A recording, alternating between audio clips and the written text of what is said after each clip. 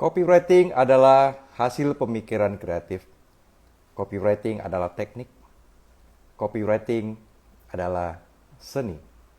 Selamat malam, saya Redi Thomas, bertemu kembali di Tanya Mentor edisi malam hari ini, tanggal 3 Maret 2021. Bersama dengan seorang praktisi copywriter, kita akan membahas tentang rahasia copywriting. Dan malam hari ini kita akan membongkar rahasia copywriting. Dan inilah Tanya Mentor malam hari ini. Tanya Mentor, Anda bertanya, mentor menjawab. Oke, selamat malam bagi teman-teman semua yang sudah hadir. Saya akan menyapa satu persatu. Ya, malam Cici Peking Duck Lovers. Ya, malam Sis Fianda. Malam Bro Andreas ya sudah hadir. Lukas Korahmat. Ya, malam Pak Jonathan, Bro Nurdin, Ci Ida. Ya, saya ditemani malam hari ini saya akan ditemani oleh sister saya yang hebat ini. Oke, Sis Fitri, dan kita langsung akan mengundang narasumber kita yaitu Bro Andreas Xiao. Ya, selamat malam Sis Tawien. Halo, Malam, malam. Bro. Malam, halo. Yes, thank you Bro Andreas sudah bersedia juga. hadir di Tanya Mentor malam hari ini. Nah, Bro Andreas, oke ini gimana? banyak teman-teman antusias sekali pengen tahu sebenarnya apa sih rahasia copywriting yang jitu gitu ya. Kenapa banyak orang yang sudah beriklan sana sini begitu ya, tapi boncos tidak menjual apa-apa. Namun ada yang begitu copywritingnya bagus, penjualannya melejit gitu ya. Nah, apa sih rahasianya? Dan malam hari ini kita akan bongkar bersama ya, Bro Andreas. Ya, siap. Nah, dan kita akan ditemani oleh sister yang hebat ini, seorang content creator juga, Bro Oh ya, Andreas. oke. Oke, kita mulai saja, Bro. Mungkin bisa sedikit menjelaskan kepada teman-teman secara singkat saja mungkin, Bro. Apa itu sih copywriting? Mungkin ada yang belum mengerti dan mungkin apa fungsinya begitu, Bro. Silakan. Oke, teman-teman, selamat malam. Jadi buat teman-teman yang sering dengan copywriting, tapi copywriting itu sebenarnya apa sih? Copywriting itu cuma nulis kah, atau buat caption kah, atau apa gitu ya? Sebenarnya copywriting itu banyak maknanya sih, teman-teman. Beda orang bisa memberikan beda makna. Cuman bagiku copywriting itu sebuah skill. Bagaimana teman-teman itu bisa mempengaruhi orang melalui kata-kata. Seperti itu. Yes. Fungsinya berarti Oke, silakan Sis. Ya, berarti kalau copywriting itu ada berapa jenis sih? Kok kan yang aku pelajari itu ada copywriting, copywriting ada hypnowriting juga gitu-gitu kan. Nah, itu apa bedanya dengan hypnowriting atau cara penulisan yang lain? Kalau copywriting sama hypnowriting bedanya itu kalau copywriting itu kita mempengaruhi dari pikiran sadar. Kalau hypnowriting itu lebih advance, lebih dalam. Jadi kita mempengaruhi dari pikiran bawah sadar. Gitu sih, dan cara kata-katanya juga beda. Wah. Bisa kasih contoh nggak kok? Contohnya kayak gini, kalau hypnowriting itu polanya biasanya kayak gini. Sebelum kamu follow akun ini, kamu boleh like dan komen postingan ini terlebih dahulu. Jadi kayak kita itu mengasumsikan orang itu, kamu follow akun ini dulu, baru kamu like sama komen postingan ini. Itu contohnya sih hypnowriting. Gitu. Oke. Wow, keren ini. Begitu pembukaan sudah langsung yang kelas berat loh ini pertanyaannya. Boleh. Bro Andreas, Gimana? gimana sih cara membuat sebuah copywriting yang memiliki nilai jual? Nah, ini kan teman-teman banyak yang mau jualan ya.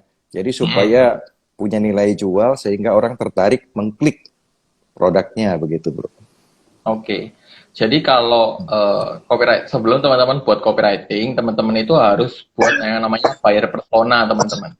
Buyer persona itu apa? Buyer persona itu gambaran market teman-teman ini siapa. Karena kalau teman-teman itu nggak tahu marketnya siapa, otomatis teman-teman nggak tahu mau buat copywritingnya seperti apa kan. Teman-teman harus buat dulu copywritingnya, buat buyer personanya dulu. Lalu setelah teman-teman buat buyer persona, misalkan contohnya ini ya kacamata lagi ya. Ini kacamata anti radiasi teman-teman. Nah, kacamata anti radiasi satu produk ini kan punya banyak market ya teman-teman ya. Bisa jadi marketnya itu kita mau target ke market internet marketer atau digital marketer, atau kita mau target mungkin buat anak-anak yang sekolah di rumah, yang mereka harus di depan laptop kan. Lalu mungkin juga bisa target untuk guru komputer misalkan. Tentunya mereka pasti punya masalah yang berbeda-beda gitu kan. Nah, misalkan kita mau target orang-orang internet marketer atau digital marketer, otomatis kita harus tahu dulu mereka itu lokasi yang kita mau target itu umurnya kira-kira berapa, terus lokasi mereka di mana, terus masalah mereka itu seperti apa biasanya. Contohnya kebanyakan masalah mereka itu mereka di depan laptop itu nggak bisa lama-lama, matanya merah gitu kan, sering sakit, pusing. Nah, itu kita udah tahu nih, apa masalah mereka kan. Lalu kita buat copywriting-nya gitu. Nah, copywriting itu sebenarnya kita juga bisa gunakan banyak formula sih, teman-teman. Nah, formulanya itu ada banyak, tapi aku ambil salah satu contoh aja. Formulanya itu ada yang namanya PAS, teman-teman. PAS itu artinya problem, agitate, solution. Nah, pertama kita jadi buat kata-kata pertama itu kita buat dari problemnya dulu, dari masalah mereka itu apa. Contohnya kayak tadi kan, masalah mereka kebanyakan mereka itu sering pusing di depan laptop atau nggak bisa di depan laptop lama-lama karena matanya merah. Nah, itu kita bisa jadikan kata-katanya seperti contohnya mata kamu sering merah ketika kamu di depan laptop. Nah, itu kan contohnya seperti itu. Jadi kata-kata yang pertama itu karena mereka membaca ini dan mereka punya masalah ini, otomatis mereka, oh ya bener juga ya, kamu kok tahu ya? Itu jadi mereka relevan dan mereka mau baca. Karena kalau kita kan main di sosial media, kalau kita nggak membaca sesuatu yang relevan kan, otomatis ya kita nggak akan baca kan, kalau nggak relevan sama kita. Itu. Lalu yang kedua agitate, jadi kita itu membesar-besarkan masalahnya. Jadi contohnya seperti ini ya, yang tadi, tahu Kak, apa tadi? Mata kamu sering merah di depan laptop. Benar. Lalu kita besarkan masalahnya lagi. Kita bisa bilang, kita besarin lagi. Jadi parahnya lagi, kalau kamu sering di depan laptop dan mata kamu merah, itu kamu bisa punya resiko kebutaan 20%. Misalkan contohnya seperti itu ya, kita besar-besarin lagi. Jadi buat mereka, oh ya benar juga ya, ini bahaya ya. Lalu kita kasih solutionnya. Terus kata-kata selanjutnya kita bisa bikin kata-kata seperti, ini kita ada solusinya buat kamu, memperkenalkan kacamata anti radiasi, manfaatnya gini, lalu kamu bisa klik langsung link di bawah ini. Contohnya seperti itu sih untuk simple copywriting-nya. Kayak gitu. Wow, keren ini. Langsung dikasih formulanya. Jadi tadi pas ya. Berarti itu tadi berarti tadi P itu problem itu bisa dijadikan headline-nya ya untuk memancing orang masuk gitu ya, kok. Benar ya? Benar. Okay. Untuk headline itu kita untuk headline kita bisa mulai dari problem mereka apa, lalu harapan mereka apa. Itu bisa sih jadi dua itu. Jadi antara kita mau main di problemnya atau main di harapannya. Kayak gitu. Kalau contohnya harapannya itu kita bisa bikin headline seperti solusi agar kepala kamu nggak pusing ketika kamu bekerja di depan laptop. Itu kita ngambilkan dari angle harapannya. Kayak gitu. Okay. Berarti bisa dari problemnya atau harapannya ya? Benar. Atau bisa keduanya gitu ya? Yes, keren. Karena orang akan memberikan atensi ketika sesuatu itu relevan atau mungkin menarik bagi dia gitu ya, Bro Andreas. Benar. Wah, luar biasa. Jadi teman-teman, malam hari ini kita tanya mentornya sedikit berbeda nih, spesial buat Anda. Jadi penonton boleh memberikan pertanyaan atau boleh juga request nanti misalnya yang mau hadir nih bersama copywriting gitu. Tentang copywriting, mau bertanya boleh silakan Anda ketik TM, nanti saya akan undang. Kita boleh langsung bertanya, baik kepada Bro Andreas, mungkin juga boleh kepada Sisnima, mungkin bisa kasih masukan begitu ya. Oke, Bro Andreas, untuk seperti yang tadi di captionnya kita ya, bahwa copywriting yang tepat itu bisa membuat penjualan kita itu meledak. Nah, ini teman-teman bertanya-tanya, apakah benar begitu, gitu ya? Oke. Nah, Jadi, oke, lanjut tuh. Apalagi tadi? ya, mungkin bisa Adalah, diceritakan kepada kita, Bro. oke. Teman-teman banyak yang antusias pengen penjualannya meningkat, pengen penjualannya meledak gitu ya. Gimana sih Nah, caranya, Bro? oke. Jadi kalau teman-teman paham, copywriting itu penting teman-teman, tapi nggak cukup. Karena gini teman-teman, kalau teman-teman kita tarik mundur untuk alur jualan itu kan gini, teman-teman promosi di sosial media, lalu dari sosial media mereka mau nih, mereka ke WhatsApp kan, dari WhatsApp kita harus follow up lagi, harus closing. Jadi kalau singkatnya, alur jualannya itu seperti ini teman-teman. Traffic itu kalau teman-teman paham traffic itu artinya pengunjung. Jadi bagaimana kita itu mencari traffic dulu, lalu habis traffic itu ke offer itu penawaran kita, apakah sudah menarik atau enggak, lalu ke sales. Nah, untuk alur jualan ini panjang teman-teman. Jadi teman-teman harus pastikan dulu apakah trafficnya ini ada teman-teman. Jadi kalau kita udah buat copywriting nih udah bagus, kayaknya wah copywritingnya udah bikin orang itu tertarik, tapi nggak ada yang beli. Nah itu banyak faktor teman-teman. Bisa jadi copywritingnya bagi kita menarik, tapi bagi mereka nggak menarik. Itu bisa jadi. Ataupun bisa jadi juga trafficnya nggak ada. Jadi kita buat, tapi nggak ada yang lihat. Itu kan juga percuma. Lalu kita habis trafficnya sudah ada nih, misalkan trafficnya udah ada, kita lihat lagi di offernya kita, di penawarannya kita, apakah sudah menarik atau enggak. Jadi misalkan kayak contohnya kacamata ini, jadi dia itu nggak jual kacamata aja teman-teman, tapi dikasih kayak bonus tempat, lalu ada bonus kayak apa, kayak ini kayak apa blue light test area kayak gitu-gitu. Jadi itu kan sebuah penawaran yang menarik bagi mereka. Lalu setelah kita ada trafficnya, kita juga punya offer yang menarik. Kita lihat juga apakah CSWA-nya ini bisa closing nggak? Karena kalau CSWA-nya nggak bisa closing, nggak ada follow up juga, otomatis ya konversinya jadi kecil.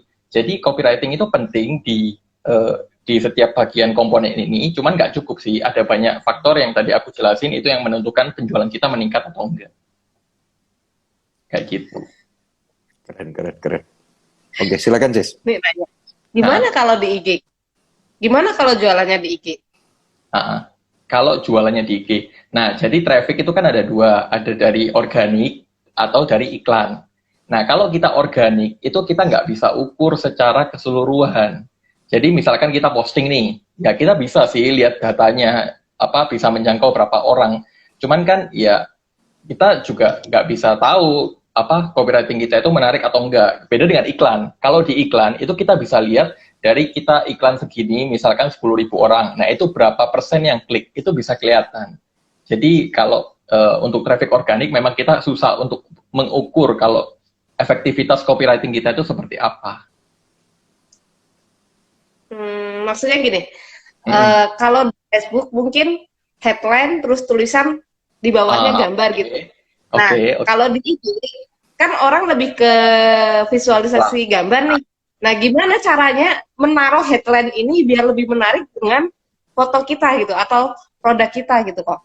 Oke, tergantung konten tipenya. Di IG kan konten tipenya ada banyak, ada single image, ada video, ada carousel. Nah, kalau carousel kan gampang kan, kita kan 10 gambar kan, jadi ya headline-nya pasti set pertama gitu kan. Lalu kalau video itu 3 detik pertamanya sih, itu yang harus dioptimalin sama thumbnail videonya. Lalu kalau single image sih, ya single image ya satu gambar aja sih. Jadi pastikan yang pertama itu kita menarik perhatiannya mereka dulu dari gambar atau video kita sih. Beberapa detik pertama video itu sangat penting. Seperti itu bisa strategi seperti itu. Yes, oke. Nah, Bro Andreas, tadi Bro berkata bahwa target market kita itu sangat penting untuk kita riset terlebih dahulu ya. Kita mesti tahu dulu ya. Artinya satu produk yang sama, target marketnya yang berbeda, copywritingnya akan menjadi berbeda untuk efektif, begitu ya. Boleh kasih contoh nggak, Bro? Misalnya seperti kacamata tadi, misalnya untuk katakanlah kacamata anti radiasi, kita menawarkan untuk misalnya orang yang target market kita 30 ke atas nih, sama yang pelajar misalnya 18 tahun ke bawah gitu. Nah, contoh copywritingnya itu. Oke, kalau 30 ke atas targetin siapa dulu? Misalkan apa mama-mama yang punya anak gitu kan. Nah, kita bisa bikin headline-nya seperti Bunda sudah tahu nggak efek radiasi efek radiasi komputer itu dapat membahayakan si kecil. Itu bisa jadi seperti itu. Lalu kalau kita misalkan targetin yang 18, usia 18, usia muda, itu kita bisa bikin headline seperti itu tadi, Siku. Kepala kamu sering pusing ketika kamu di depan laptop, nah itu juga bisa sih. Jadi ya tergantung juga problem mereka apa, masalah mereka apa, itu yang kita bisa jadikan headline. Oke, thank you. Ya, silakan Sis. Ini sebenarnya mau lanjutin dari Ko Eriadi tadi sih. Kalau tadi kan Ko Eriadi nanya, bisa nggak kalau misalkan nih kan ada yang mengikuti copywriting, ngikutin misalkan anak muda nih kan tadi 18 tahun. Kita bikin rada yang seperti anak muda banget gitu kok. Misalkan kacamata anti radiasi ini punya frame yang lebih apa sih ya? Kalau bahasanya anak muda tuh lebih ringan, beda daripada yang lain gitu. Bisa nggak sih kok? Bisa. Jadi itu kan kalau kita bicara itu kan kita bicara berarti ada yang namanya fitur, ada yang namanya benefit kan. Jadi fitur itu kayak misalkan kacamata ini bahannya plastik gitu kan, terus lensanya terbuat dari lensa ini. Nah, kalau manfaatnya itu karena kacamata ini bahannya plastik itu ringan, jadi kita pakai itu nggak berat. Lalu karena lensanya anti radiasi itu kita nggak gampang merah di depan laptop. Jadi kalau kita misalkan ngomongin tentang fiturnya itu bisa, cuman dalam fitur itu kita harus sertakan manfaatnya buat mereka apa. Karena kalau kita ngomongin fitur melulu, mereka kan ya emang kacamata kamu misalkan frame-nya kayak gini, ya fungsinya buat aku apa gitu. Mereka nggak ngerti. Makanya dari itu kita harus sertakan manfaatnya buat mereka itu apa. Berarti tetap harus ada fitur ataupun manfaatnya ya? Dalam fitur kita harus sertakan manfaatnya. Oke. Yes, setuju, Bro. Karena seorang bapak periklanan di Inggris yang bernama David Ogilvy kalau nggak salah ya, dia mengatakan bahwa konsumen itu tidak membeli produk, tapi konsumen itu membeli manfaat dari produk. Jadi kita memang harus mengedepankan manfaat dari produk kita. Baru konsumen akan membeli begitu ya, Bro ya. Soalnya kan kalau cewek-cewek sukanya yang biasanya yang lucu-lucu gitu kan kok. Cewek-cewek suka yang membuat cantik sih setahu saya gitu. Ya itu. Oke, Bro Andreas, di dalam membuat copywriting ada nggak sih batasan-batasan? Mungkin hanya harus berapa kata atau mungkin nggak ada batasan, terserah begitu. Atau mungkin hanya 3 kata, 10 kata gitu dari pengalamannya Bro Andreas nih. Tergantung juga copywritingnya ditaruh mana sih, Bu. Misalkan kalau misalkan kita copywritingnya di email gitu kan, buat email. Nah, email itu kalau aku lupa ada berapa karakter yang bakalan muncul. Jadi kalau kita terima email di handphone itu kan cuma ada beberapa karakter yang bakalan muncul gitu kan sebagai headline-nya. Nah, itu kita pastikan beberapa kata ini kita itu udah menarik buat mereka untuk buka lebih lanjut. Lalu kalau misalkan kita copywritingnya untuk di landing page atau website, nah itu kita juga kalau ya kita bisa sesuaikan sih berapa kata yang kita gunakan. Jadi menurutku sih nggak ada kayak bakunya kayak harus 7 kata, harus 10 kata itu enggak. Tapi yang penting pemilihan kata-kata kita itu relevan nggak buat mereka, itu yang lebih penting sih. Artinya juga nggak boleh terlalu pendek atau terlalu panjang juga kan, Bro?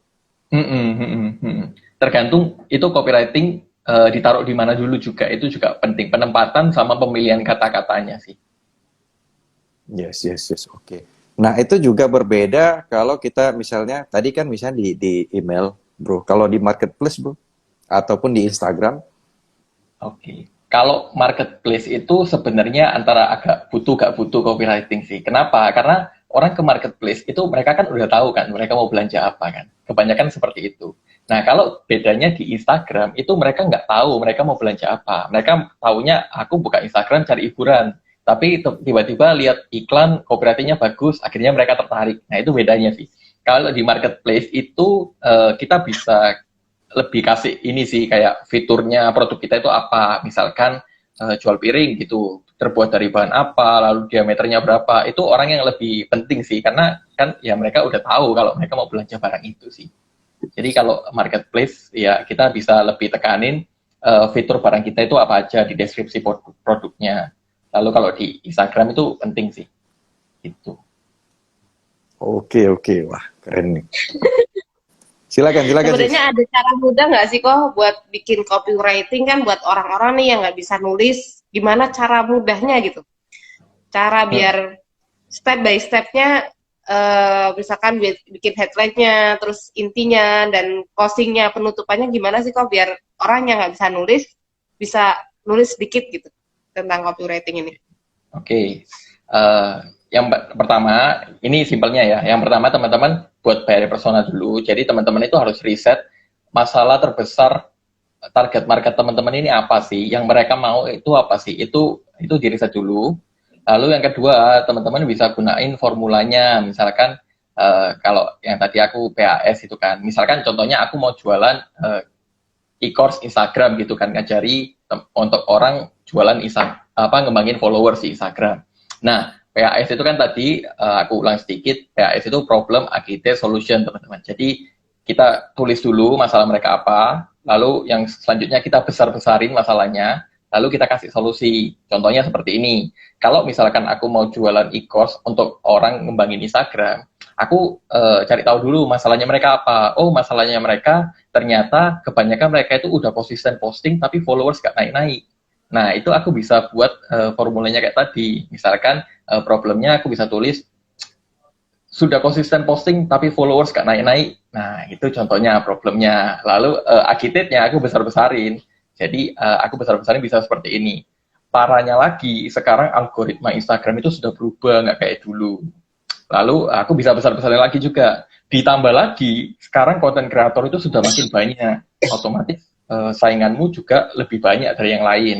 Lalu di bagian S-nya, di solution-nya, aku kasih solusinya. Jadi, kalau kamu mau belajar Instagram lebih lanjut dan mendapatkan 10.000 followers dalam waktu 6 bulan misalkan, itu klik link di bawah ini. Itu contohnya kayak gitu. Simpelnya gitu sih. Jadi, tapi kita harus tahu dulu masalahnya mereka itu apa, itu yang kita bisa jadiin kata-katanya agar relevan dengan mereka. Artinya bisa Cara dikatakan, risetnya gimana nih? Apa? Enaknya cara risetnya gimana? Cara riset masalah dari customer kita atau calon customer gimana caranya?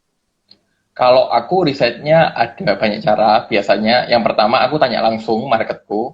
Jadi kapan hari aku juga sempat jalanin campaign untuk hijab gitu. Aku tanya temanku yang berhijab itu biasanya mereka itu pakai hijab itu kendalanya apa aja sih? Oh, kayaknya letoy, kayak gini gini gini, panas. Nah, itu kan aku bisa tahu, oh, masalahnya kayak gini. Terus aku bisa juga biasanya masuk komunitasnya.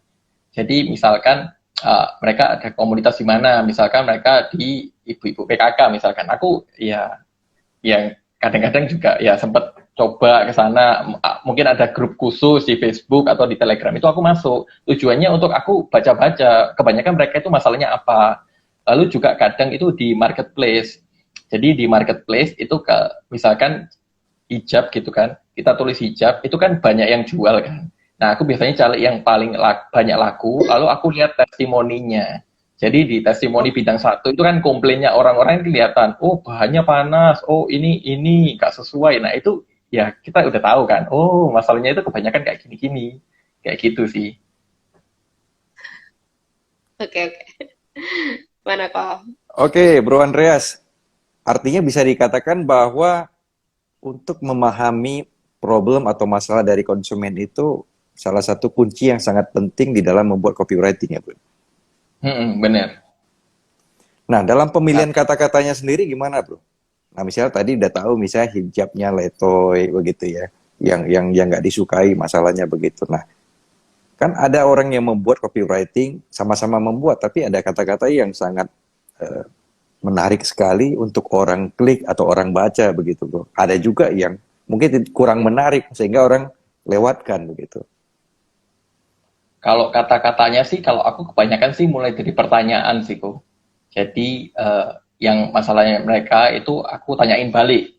Itu misalkan skincare misalkan. Skincare itu kan kebanyakan masalahnya orang-orang kan ketergantungan ya. Nah, aku bisa tanyakin balik ke masalahnya. Apakah produk skincare kamu harus dipakai terus-menerus? Itu kan ya aku tanya balik jadi ke masalahnya. Jadi buat mereka itu kayak, oh iya bener juga ya. Itu sih aku biasanya kebanyakan di pertanyaan. Jadi kita tanyakan kembali masalah mereka. Wow. Mhm. Ini powerful banget kan ya. Jadi begitu ditanya mereka langsung teng, otomatis klik Oh ya iya. bro ya. Orang berhenti juga gitu. Oh Mm-mm. iya ya, punya masalah ini ya. Oke. Tapi kita juga harus ini sih maksimalkan gambar sama videonya juga sih. Karena kalau orang di sosial media itu kan pertama mereka lihat gambar dulu kan. Jadi mereka scrolling, lalu mereka lihat gambarnya. Nah itu kita harus pastikan kita itu punya gambar yang menarik buat mereka, yang relevan dengan mereka. Lalu baru kan mereka lihat kata-katanya untuk mereka klik. Jadi gambar itu juga salah satu komponen penting untuk kita itu menangkap perhatian audiens. Lebih penting mana bro Andreas? Gambar dulu atau copywritingnya dulu? Eh, Dua-duanya sih, nggak bisa dipisahin sih kalau menurut. Artinya Tapi kan kalau kalau di satu, Facebook, ya silakan ya, Sis. Nah kalau di Facebook beda lagi sih. Tapi Facebook itu kebanyakan orang itu stopnya itu karena gambar dulu loh. Jadi bukan karena kata-kata kalau ini ya menurutku sih. Karena aku pernah tes juga, itu aku tanpa gambar sama yang pakai gambar itu hasilnya lebih bagus yang pakai gambar. Jadi lebih menarik orang untuk respon, padahal ya kurang lebih copywriting-nya mirip-mirip sih. Jadi gitu sih. Dua-duanya penting. Artinya kalau satunya kurang bagus, copywritingnya bagus juga hasilnya nggak efektif ya. Atau kebalikan ya, gambarnya udah bagus banget, copywritingnya nggak menonjok ya orang bilang gitu ya. Tapi ini itu orang bisa juga misalkan untuk produk-produk seperti makanan gitu sih, karena makanan itu kan lebih main di visual kan.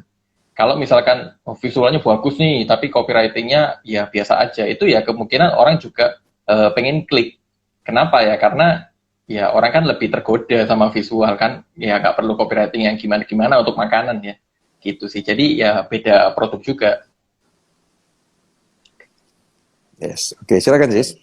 Ada yang mau ditanya? Aduh, Koko dulu deh. Oke, boleh. Nah, Bro Andreas, Nah, apa sih yang membuat copywriting yang kita buat itu menjadi sebuah copywriting yang powerful gitu? Oke, powerfulnya dalam arti apa dulu? Yang begitu membacanya itu enggak, artinya mungkin 100 yang membaca 99 klik deh begitu. Nah, semua orang kan maunya begitu ya. Kalau bisa 100 orang melihat 100 yang klik gitu, Bro.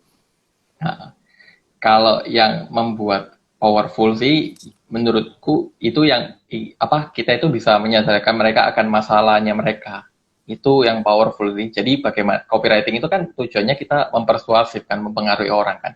Ya bagaimana kita cara mempengaruhi orang ya salah satunya kita sebutin masalah mereka. Jadi kayak mereka itu kayak misalkan atau bisa kayak gini juga. Misalkan kalau kita iklan, kita kan bisa tentuin targetnya. Misalkan kita mau iklan di Surabaya. Nah, itu kita bisa buat copywriting seperti khusus kamu yang di Surabaya. Itu kan mereka kayak, wah ini buat aku nih.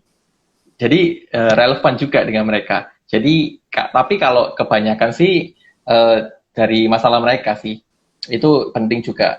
Ya makanya dari buyer persona yang tadi aku udah jelasin kan, kita harus tahu dulu market kita itu kebanyakan di mana. Jadi kan kalau kita udah bisa bikin buyer persona itu kan kita tahu market kita misalkan di Surabaya, itu kita bisa bikin copywriting seperti itu. Jadi bagaimana kita itu membuat kata-kata yang relevan dulu dengan mereka sehingga mereka itu mau klik. Gitu sih. Oke. Teman-teman. Balik tadi sempat ke Andreas tadi kan sempat ngomong ya. Kita udah copywritingnya udah bagus, tapi pas waktu di admin WA-nya malah nggak bisa closingin. Nah itu gimana kok caranya biar nih admin WA nih copywritingnya bisa narik ke customer akhirnya jadi penjualan. Nah, kalau di bagian CS closing itu aku selalu ajarin untuk teman-teman itu selalu memberikan 2 pilihan. Jadi kebanyakan CS itu kayak gini closingnya. Halo Kak, jadi order nggak? Ya orang kan ya nggak jadi lah. Kan pilihannya juga jadi atau enggak gitu kan. Beda dengan misalkan, halo Kak, jadi order 1 atau 2 biji nih. Kesannya kayak kita kan memberikan pilihan, cuman ya 1 atau 2 kamu tetap order. Itu kan kayak gitu. Itu bisa dipakai di mana-mana sih 2 pilihan. Misalkan untuk kita tanya follow up mereka untuk ajak mereka untuk transfer orderan. Kita bisa kasih contoh seperti, halo Kak, untuk orderan kemarin udah disiapin nih, kira-kira mau transfer siang atau sore. Itu juga bisa. Jadi tetap kita itu harus memberikan dua pilihan, jangan memberikan pilihan yang ambigu. Jadi transfer kapan nih Kak? Nah itu kan ambigu sih. Jadi harus tetap memberikan dua pilihan untuk closingnya ya. Yes, ini direct closing ya. Jadi bisa juga maunya warna merah atau warna biru nih Bu, gitu ya. Benar. Ya tetap merah atau biru tetap beli. Jadi bro, untuk conversion tadi berarti harus tetap ada interaksi dari CS ke customer nih. Tergantung juga itu kalau bahasanya orang immerse itu funnel sih. Jadi alurnya gimana? Kalau misalkan alurnya dari iklan ke website, lalu website ke WA itu ya WA. Ini penting untuk CS-nya ini kan closing-nya. Tapi beda juga kalau misalkan alurnya dari iklan, lalu website, lalu closing-nya di website. Nah, kalau misalkan closing-nya di website, mereka transfer di website, itu ya nggak perlu CS sih, nggak perlu WA, tapi kita harus optimasi dulu setiap website-nya ini copywriting-nya itu menarik atau enggak. Gitu. Oke, artinya bisa copywriting ini langsung menjadi sebuah conversion atau closing nggak?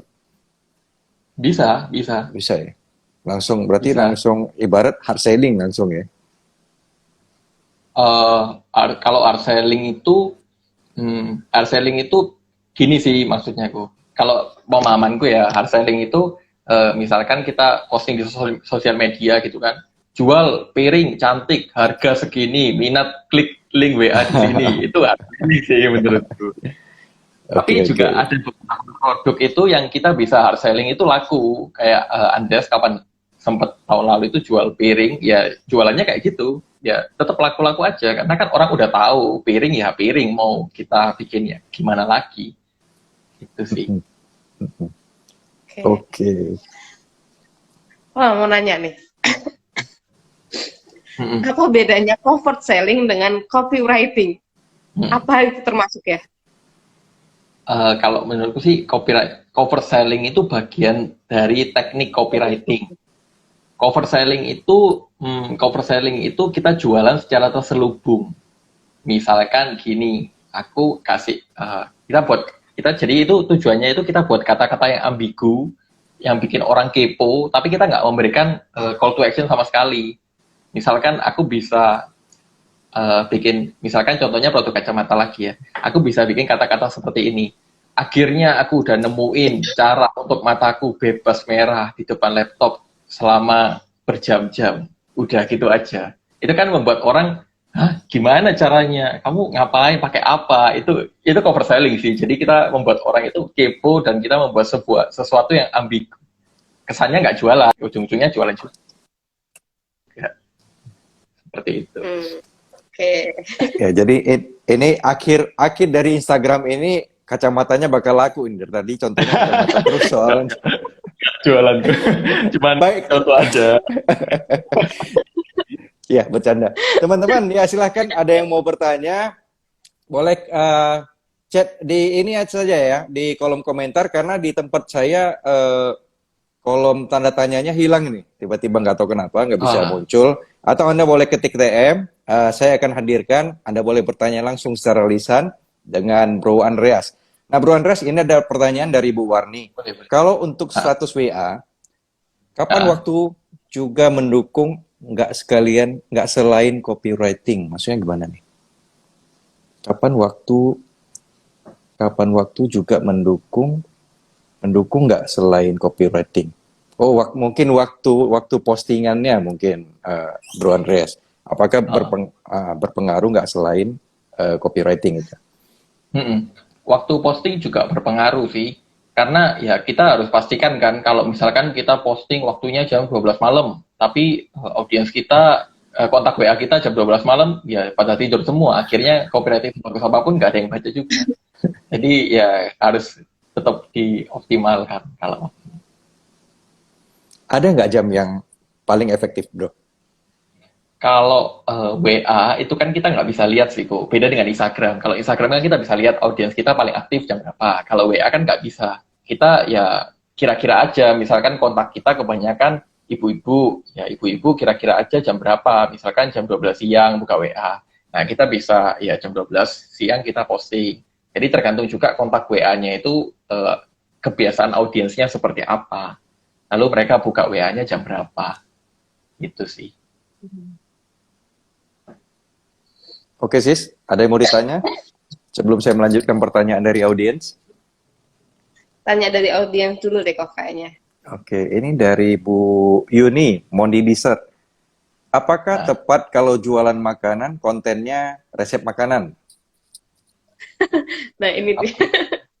Kok Apakah jualan makanan, kontennya resep makanannya itu? Resep makanan.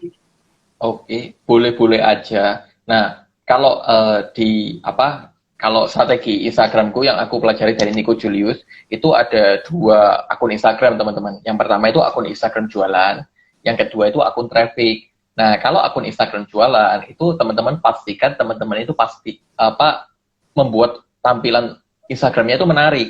Jadi orang lihat itu kepingin, itu penting, teman-teman. Lalu yang kedua itu namanya akun traffic, teman-teman. Akun traffic ini isinya konten-kontennya itu berbeda dengan akun jualan. Akun traffic ini isinya konten-kontennya itu yang bermanfaat, entah itu yang edukatif, yang entertain, yang inspiratif atau informatif. Contohnya kayak akunku ini kan akun edukatif, jadi memberikan edukasi kan.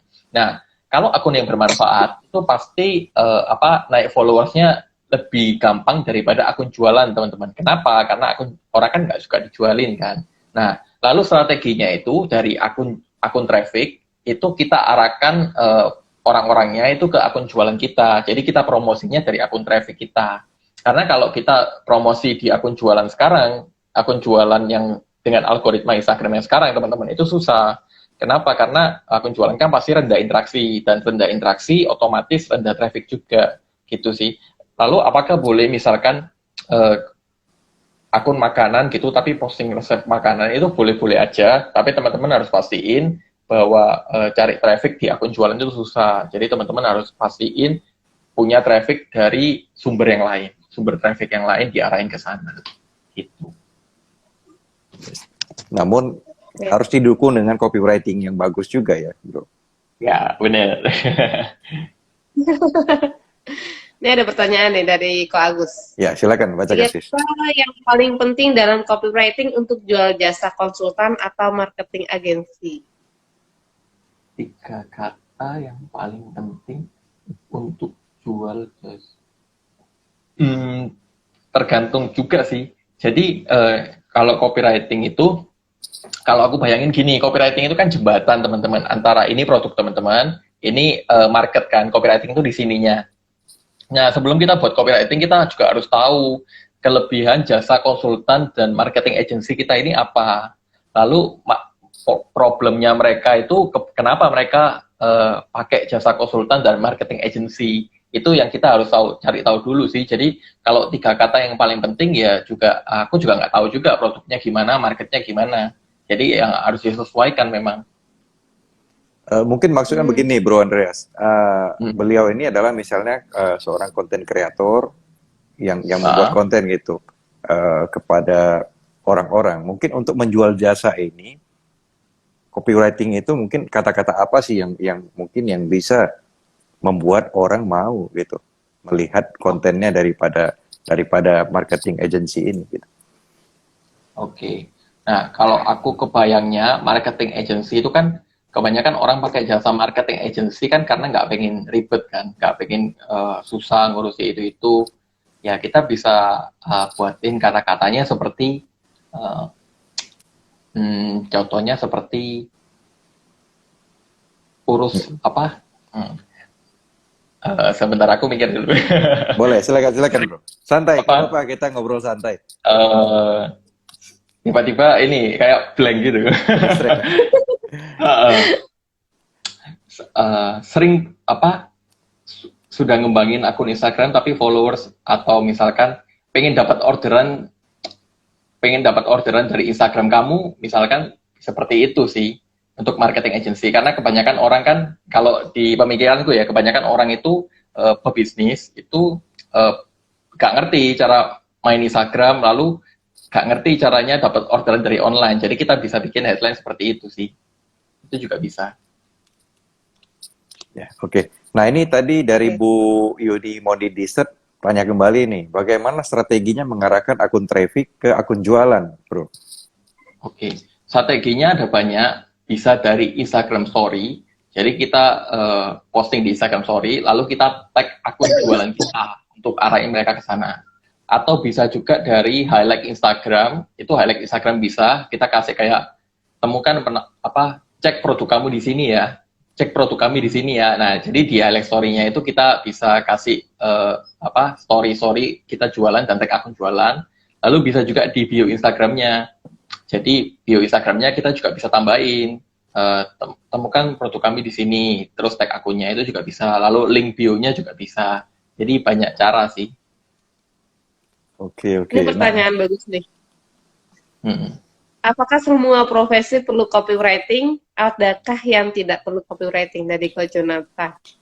Oke. Jadi kalau misalkan adakah yang nggak perlu copywriting? Ada. Contohnya kalau kita marketing by phone itu kan. Nah, itu kan mereka nggak perlu copywriting kan, ya telepon kan. Tapi beda dengan kita kalau misalkan pengen pakai kata-kata. Entah itu misalkan spanduk di jalan raya, atau misalkan kita jualan online kayak gini, itu kan kita pakai kata-kata sih. Jadi kita harus pakai copywriting juga.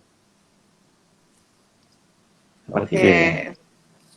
Nah, Bro Andreas, ada perbedaan nggak sih content writer dengan copywriter?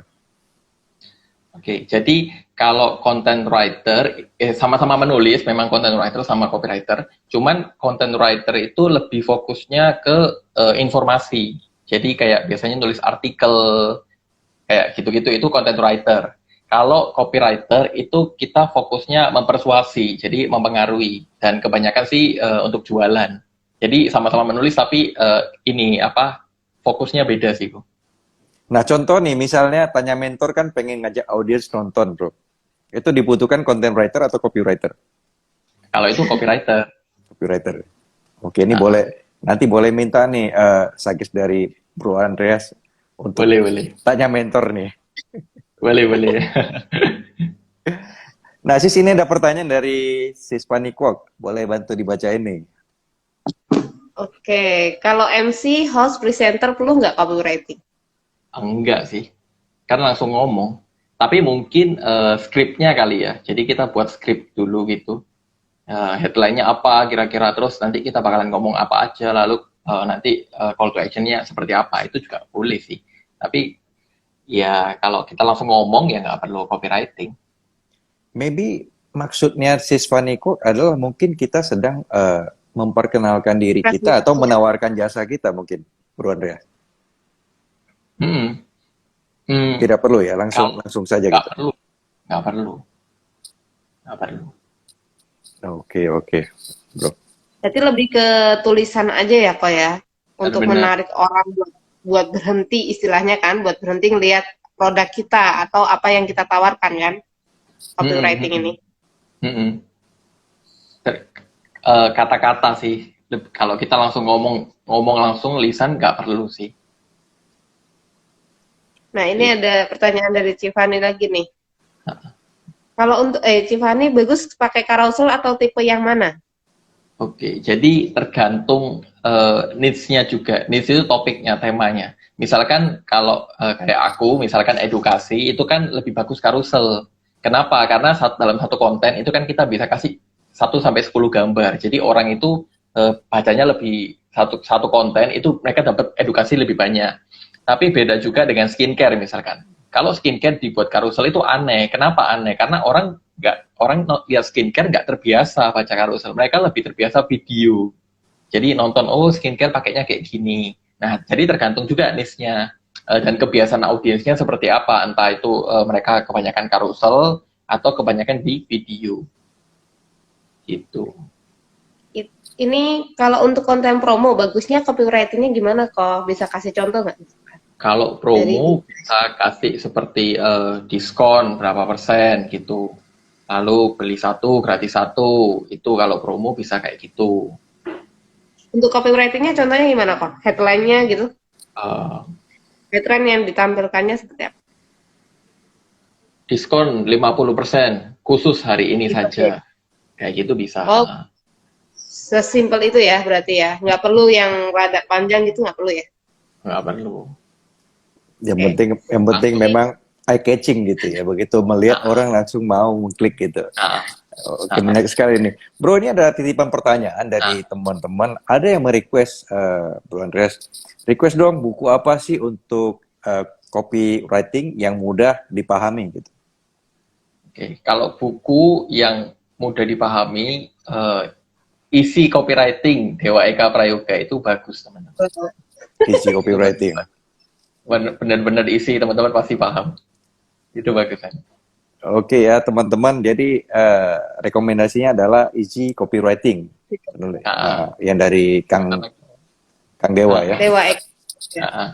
Nah, satu Ini lagi ada pertanyaan dari Ko Jonathan. Boleh dong dikasih contoh copywriting untuk memasarkan properti yang makjleb? Waduh. Oke.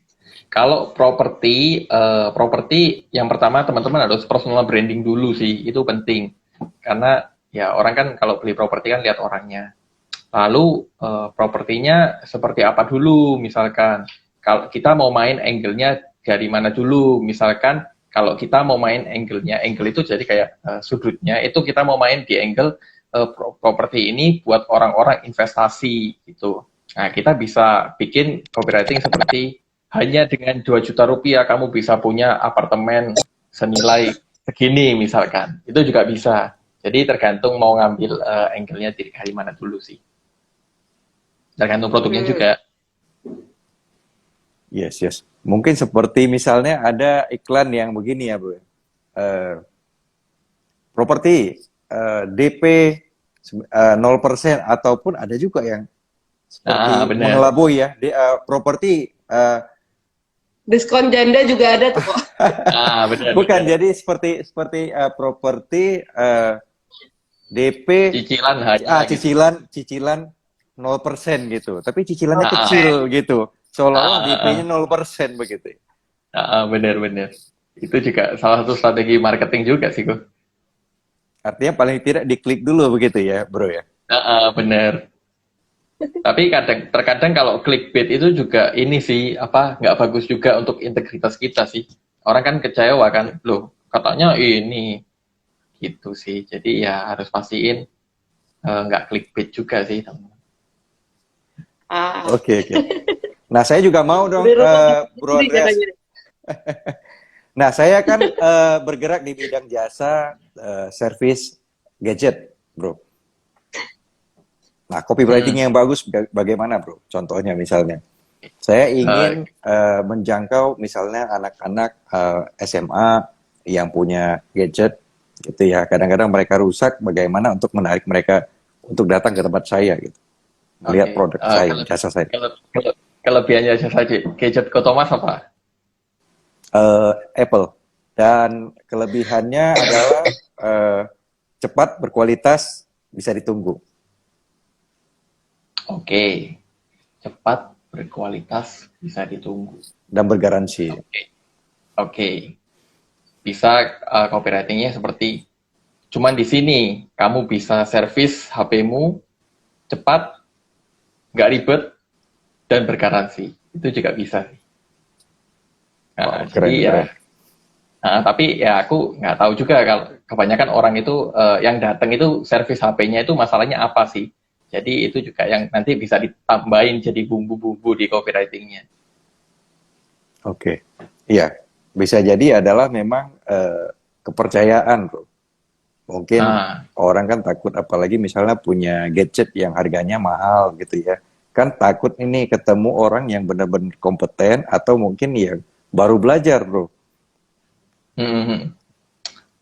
Oke, itu juga bisa seperti kayak percayakan kami untuk servis HP-mu karena di sini cepat, bergaransi, terpercaya, nggak ribet. Itu juga bisa kayak gitu. Keren. Thank you, Bro. Nah, Sis Fitri mungkin. Ini bacain pertanyaan lagi nih dari teman-teman. Dari Bu Yuni nih. Kalau jual makanan, apakah konten trafficnya bebas? Kalau jualan makanan, apakah konten trafficnya bebas? Konten trafficnya yang relevan dulu dengan marketnya. Misalkan, kalau misalkan aku mau jualan skincare, otomatis kan marketku bisa jadi kayak 30 ke atas atau 30 ke bawah kan. Nah, itu kita harus tentuin dulu. Kalau misalkan 30 ke bawah misalkan, nah mereka itu kebanyakan ada di konten-konten seperti apa? Misalkan skincare, kebanyakan mereka kebanyakan di konten-konten seperti untuk 30 ke atas misalkan resep. Nah, itu kita bisa buat konten-konten resep untuk trafficnya. Jadi tergantung marketnya itu mereka kebanyakan di konten-konten apa, itu yang kita buatin akun trafficnya. Itu. Jadi biar market kita itu nanti relevan. Oke. Ya, semoga cukup menjawab ya Bu Yuni. Dan ini ada pertanyaan dari Oma Jis Food. Copywriting di bidang makanan tradisional untuk menjangkau anak-anak milenial senang dengan makanan khas Bugis. Oke. Kalau copywriting di bidang makanan tradisional. Nah, makanan tradisionalnya kan aku juga nggak tahu kelebihannya apa sih. Jadi ya agak bingung juga mau bikin copywritingnya kayak gimana. Ya Kayak gitu. mungkin bisa dijelaskan ya Bu. Ini Oma Jis Food. Home Majis Food ya. Kelebihannya apa gitu. Nah, ini ada pertanyaan juga dari Cuma Canda. Buku copywriting bahasa Indonesia apa aja selain yang mungkin dari isi copywriting tadi? Isi copywriting. Ada satu lagi yang bagus itu punyanya Bondan, itu laku keras teman-teman. Bondan Satria Nusantara, laku keras. Itu juga ya bagus sih. Gampang dipahami, gampang dipraktekin. Pak Judulnya Bondan apa, Kok? yang kuliner ya? Itu. Bukan. Bukan. Bondan Satria Nusantara. Laku keras, itu judulnya. Laku keras. Oke. Judulnya Laku Keras. Pak, Aku mau nanya nih. Gimana? Kalau untuk ada nggak copywriting ya misalkan kita targetingnya adalah kelas menengah atas, fashion kelas menengah atas dengan jangkau dengan baju harga sekitar 5 juta ke atas. Ada nggak sih kalau perbedaannya tulisan yang apa yang harus kita tampilkan dengan yang fashion kelas menengah bawah gitu? Ada nggak perbedaannya gitu? Kalau menurutku sih mungkin bahasanya ya kali ya bisa lebih formal gitu kali ya. Gitu sih. Nah, karena aku juga belum pernah jalanin campaign untuk orang-orang di menengah atas gitu kan. Jadi aku juga belum ngerti gitu. Mereka biasanya pakai kata-kata seperti apa. Karena ya kalau aku sih buat copywritingnya selalu riset dulu sih Kak. Jadi kita nggak bisa sembarangan kata-katanya seperti ini gitu sih. Jadi Bro Andreas, untuk ilmu copywriting seperti ini bisa dikatakan bahwa kita harus mengikuti zaman juga ya. Ketika zaman berubah, perilaku orang berubah, maka kita juga harus formulanya mungkin berubah nggak? Kalau ini sih kalau menurutku sih kita sesuaikan dengan masalahnya mereka. Jadi tapi ya ada beberapa kata-kata yang bisa kita tambahin sih untuk copywritingnya. Misalkan sekarang kan lagi rame kata-kata orang pakai bunda gitu kan. Nah kadang-kadang itu aku tambahin kata-kata seperti itu di copywritingku. Misalkan kapan hari itu jalanin campaign hijab gitu, aku bikinnya headline-nya seperti ini kayak assalamualaikum bunda. Itu kan mungkin bagi orang relevan karena mereka sering dengar kata-kata seperti itu. Jadi lebih menarik bagi orang. Jadi kita bisa tambahin kata-kata yang lagi hits, yang lagi rame untuk copywriting kita. Yes. Itu. Ini Kok. Jadi aku pernah juga nulis tentang cover selling ya. Pernah nulis tentang cover selling. Judulnya sih nggak tahu, aku lupa judulnya. Tapi orang pas baca judulnya, pas judul sama isinya, orang salfok di isinya, bukan di headline-nya. Oke. Jadi aku nulis tentang saat itu kalau nggak salah tentang hijab. Tapi aku selipin, aku bahas hijab itu di satu warung sama temen aku. Nah orang-orang bacanya warungnya itu bukan hijabnya, gitu. Gimana tuh Kok? Biar orang fokus di hijabnya bukan di warungnya. Padahal tulisan warung cuma sedikit doang. sih. Itu cover selling ya berarti? Ya, Ya, ini sih berarti permainan kata-katanya. Jadi harus buat orang lebih fokus di hijabnya, tapi di warungnya. Cuman cover selling memang ini sih agak apa kan ambigu kan, buat orang bingung kan. ya, Jadi ya memang seperti itu, kadang bisa trikinya seperti itu sih kan.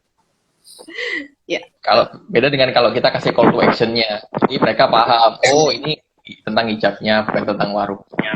Itu sih. Yes, oke. Nah, Bro Andreas, ini kita hadirkan ada sebenarnya mentor kita juga. Tadi kebetulan beliau bertanya. Ini adalah Ko Agus Salim dari Medan. Halo, founder dari Gus. Sky Halo, Bro Travel. Andreas. Saya muridnya Bro Andreas ini, Bro Eryadi. Wah. Ya, keren. saya belajar juga di kelas Instagram organiknya Bro Nico Julius. Jadi saya belajar dari Bro Andreas. Jadi ini malam ini keren banget topiknya ini. Bro Andreas, sedikit yang mau saya tanyakan. Kira-kira ada nggak ya keyword-keyword khusus yang sering bisa kita terapkan di berbagai copywriting dan itu bisa banyak meningkatkan viewers atau cukup menarik perhatian gitu? Keyword khusus itu ada beberapa. Yang pertama gratis. Kalau orang lihat gratis itu kan pasti mereka apa ya kepo gitu kan. Itu gratis bisa. Lalu yang kedua baru. Nah kalau kita pakai kata-kata baru, meskipun barangnya lama tapi kita tambahkan kacamata terbaru. Nah orang kan relevan kan dengan kita. Lalu yang ketiga kita bisa juga pakai kata-kata kamu atau Anda. Jadi kayak mereka itu ngerti, oh ini buat aku. Itu sih 3 kata yang powerful sih Ko, untuk copywriting. Gratis, baru, kamu. Mantap. Yes, ada lagi Ko? Lanjut dulu, nanti saya pikirkan lagi. Oke, ini kebetulan waktunya juga udah hampir habis, Bro Andreas, Sis Fitri, Ko Agus. Nah, ini Bro Andreas, saya ingin bertanya begini. Jika teman-teman ini pengen nih, kan udah dengar malam hari ini Bro Andreas sudah sharing tentang rahasia-rahasia daripada copywriting. Tapi teman-teman mungkin merasa ini ilmunya terlalu tinggi, mereka pengen belajar dari dasar gitu. Bisa belajar di mana nggak, Bro Andreas? Oke. Kalau untuk itu aku memang lagi ngerjain online course sih teman-teman. Jadi online courseku ini memang khusus untuk teman-teman yang ingin jual online, yang nggak ngerti bikin copywriting gimana. Lalu aku juga banyak share study case. Jadi aku banyak share kasih contoh copywritingku yang sudah aku buat dan hasilnya gimana. Itu nanti juga teman-teman bisa belajar di sana, juga ada grup diskusi. Cuman lagi aku kerjain dan estimasi rilis bulan ini. Antara tengah bulan atau akhir bulan sih. Jadi doain aja. Wow. Amin. Semoga segera selesai. Jadi teman-teman bisa ikutin IG-nya Bro Andreas Xiao ya. Jadi @Xiao Andreas. Ya di sini ada ya kayaknya di atas ini silakan diklik, nanti di follow Bro Xiao Andreas. Ya kan? Oke. Thank you banget Bro. Mungkin satu closing statement tentang rahasia daripada copywriting, Bro. Oke. Satu statement terakhir, teman-teman. Teman-teman harus tahu bahwa copywriting itu penting, cuman nggak cukup, teman-teman. Teman-teman harus pastiin apakah teman-teman itu bisa punya trafficnya. Jadi, apakah kalau teman-teman itu nulis, ada yang lihat nggak, itu juga penting. Teman-teman juga pastiin apakah teman-teman itu punya offer atau penawaran yang menarik, teman-teman. Jadi bukan hanya teman-teman jualan barang aja, tapi apa value tambahan yang bisa teman-teman tambahin, sehingga orang itu nggak membandingkan barang teman-teman dengan barang A dan barang B, tapi teman-teman punya value yang lain. Lalu yang ketiga, teman-teman juga pastikan teman-teman belajar cara follow up dan closing. Karena orang itu kan kebanyakan tanya, tapi nggak langsung beli. Nah, itu kita harus bisa follow up, dan kita harus bisa closingnya. Kayak gitu. Wow, keren. Ini langsung semua dikasih sampai konversi menjadi sebuah closing. Thank you banget malam hari ini. Tambahan, Bro Eryadi. Oke, silakan. Boleh. Sedikit tambahan. Mungkin teman-teman yang hari ini masih asing tentang copywriting, tentang menjadi copywriter. Sebenarnya di dunia barat itu, seorang copywriter, orang-orang yang ahli di bidang copywriting itu bayarannya mahal sekali dan mereka bisa mendapatkan kekayaan yang luar biasa. Jadi teman-teman Kalau hari ini barusan mendengar kata copywriting, belajarlah dari ahlinya, Bro Andreas. Follow nanti Xiao Andreas. Kalian belajar dari Bro Andreas. Kalau kalian bisa mengerti copywriting, itu akan membantu bisnis kalian sangat luar biasa. Dan bahkan kalau kalian itu menjual jasa ke depannya, yang jual jasa copywriting itu juga pasti ke depannya di Indonesia ini sangat-sangat dibutuhkan. Banyak sekali perusahaan yang akan butuh. Jadi belajar dari Bro Andreas. Thank you. Thank you, Ko Ya, Thomas. Sis. karena Bagus. orang bijak Baik. berkata, jika Anda ingin sukses, belajarlah dari pakarnya. Dan malam hari ini, Bro Andreas sudah berbagi kepada kita. Terima kasih, Bro Andreas. Thank you, Ko Thank you. Agus. Thank you, Sis Fitri. Thank you. Sukses selalu buat kita Sis Fitri, semua. Bro Andreas. Ya, Thank you. thank you buat live malam ini. Juga teman-teman semua, sukses selalu, sehat selalu, keep safe, keep healthy, dan sampai jumpa kembali di Tanya Mentor edisi besok. Saya akan hadir dengan seorang narasumber, yaitu Pak Paulus Pau. Nah, kita akan berbicara tentang marketing. Besok luar biasa. Teman-teman boleh hadir jam 7 malam hanya di Tanya Mentor. Tanya Mentor, Anda bertanya, mentor menjawab. Selamat malam, sampai jumpa kembali. Semua, Ya. thank you. Bye. Thank you.